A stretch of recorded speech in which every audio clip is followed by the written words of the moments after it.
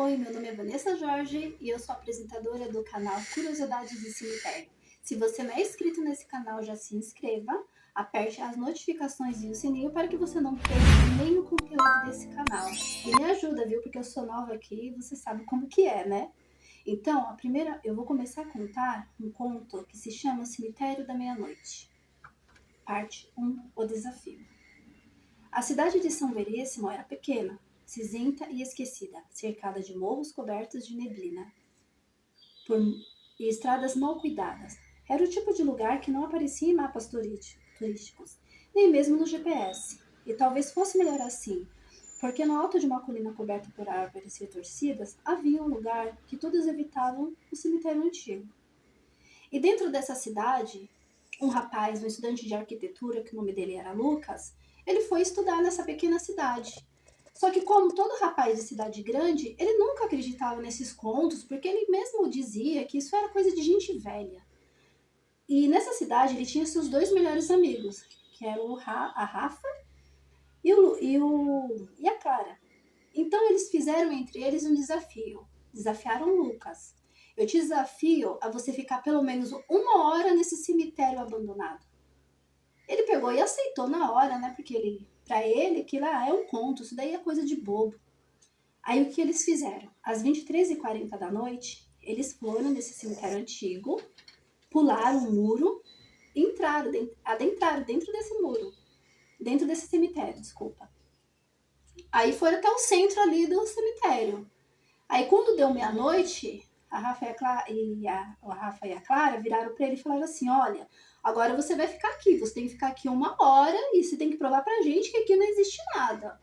Aí os amigos deles deixaram o Lucas ali e foram embora. Aí o Lucas, né, lógico que ele tava nervoso, né? Ele ficou ali sozinho, né? Ficou ali sozinho e ele começou a andar com aquela lanterna na mão e a lanterna começou a ficar trêmula na mão dele porque ele estava morrendo de medo. Ele tentava se distrair falando bem alto com ele que aquilo ali não existia. Aí, de repente, ali no meio, enquanto ele andava, entre o meio das lápides do cemitério, aquelas coisas antigas, ele começou a ouvir barulhos ritmados, como se alguém estivesse raspando as unhas sobre o cimento. Virou-se, mas não viu nada. Apontou a lanterna e deu uma risada nervosa. Talvez o animal, ele pensou com ele. Aí, mais em voz alta, começou a soar mais alto ainda, mais alto ainda. E a lanterna dele do nada começou a falhar. Ele pegou o celular também, o sinal começou a se perder e ele não conseguiu mais achar o caminho de volta. Ele começou a se desesperar ali.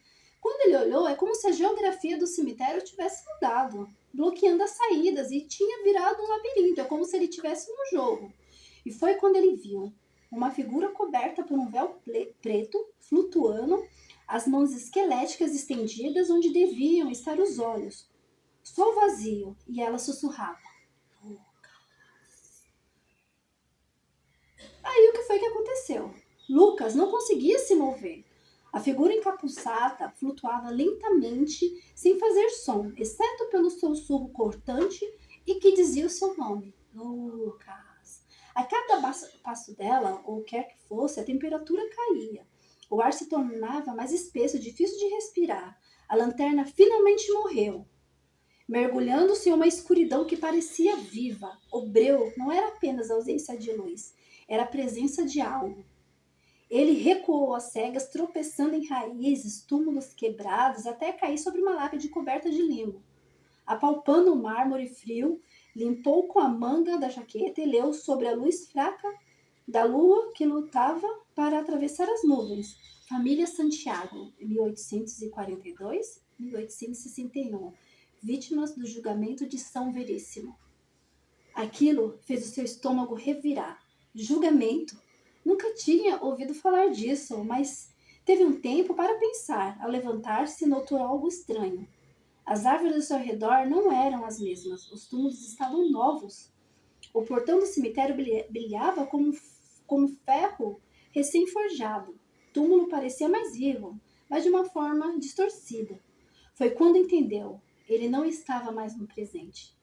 Enquanto Lucas enfrentava esse terror inexplicável, do lado de fora os amigos começaram a estranhar o silêncio. Já passava de 1h10 e ele não havia saído. Clara e Rafa voltaram ao portão. Lucas, bora, já passou, gritou, vamos! E o silêncio. Eles pularam o portão e começaram a procurá-lo.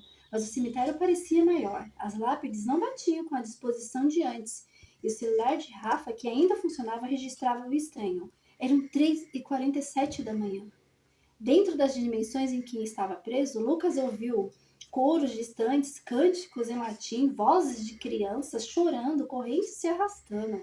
A figura encapuzada agora estava parada diante de uma cripta aberta. Ela apontou para dentro. Lucas hesitou, mas uma força o empurrou dentro da cripta.